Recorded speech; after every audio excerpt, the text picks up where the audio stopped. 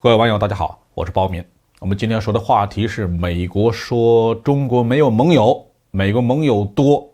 管用吗？5月27号，美国国防部长奥斯汀在2022财年国防预算申请听证会上说，中国没有盟友，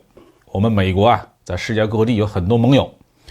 我们在印太地区当然也有一些强大的盟友和合作伙伴，这给了我们更强大的能力。这已经不是美国第一次炫耀他盟友多了。美国国务卿布林肯在谈到对华战略的时候说，一定要与中国展开战略竞争。美国最大的优势在于美国有众多的盟友，而中国没有，因此呢，美国要充分利用这个优势。为此拜登政府一改特朗普的外交政策，积极拉拢盟友，企图利用同盟体系走团来对付中国。拜登政府刚一上台就派出外交官员四处活动，重点是中国周边的一些国家。会谈的议题都包括所谓共同应对中国带来的挑战。应该说，拜登的策略获得了一定程度上的成功针对中国的4国会谈机制建立起来了，中国的新疆人权问题被炒起来了，欧盟时隔30年首次制裁中国，导致中欧全面投资协定搁浅。日本、韩国呢，都以前所未有的姿态介入到台海问题当中。法国、德国、英国的军舰都要到南海或东海来给中国施压，一时间呢，形成了美国带领盟友围殴中国的这样一个形势。但是我想说的是，美国在与中国展开战略竞争的时候，它的同盟体系远远没有看上去的那么强大，而且实质上也帮不上美国什么忙。我们可以现在思考这样一个问题：美国为什么有这么多的盟国？这些国家和美国结盟图什么？美国的同盟体系形成于2战之后，主要原因呢无非是2点：一个是美国能够为盟国提供军事保护，使其免遭前苏联扩张的威胁；二是美国通过马歇尔计划帮助盟国进行战后重建和经济复苏；其后呢，美国又利用冷战和经济全球化巩固这个同盟体系。可以说，美国有这么一些盟友完全是因为美国凭借着它强大的综合实力，让他的这些盟友能够通过同盟体系获得足够的安全和经济利益。当然了，美国也从中获得了超额的利益，所以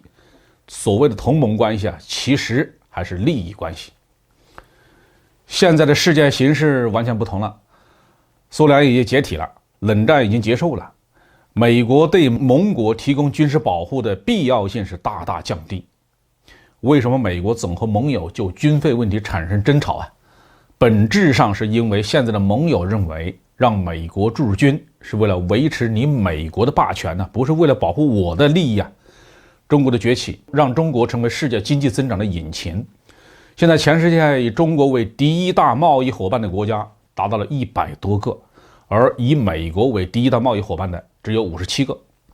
美国的那些盟友日本、韩国、欧盟、澳大利亚、东盟国家等等，对中国的经济依赖已经是远远超过了对美国的依赖。这样问题就来了，跟着美国既然没有安全上的必要，也没有经济上的动力，那美国的同盟体系的号召力还能像以前那么强大吗？当美国要利用这个同盟体系去对付中国，对许多的国家来讲是最大的经贸伙伴的时候，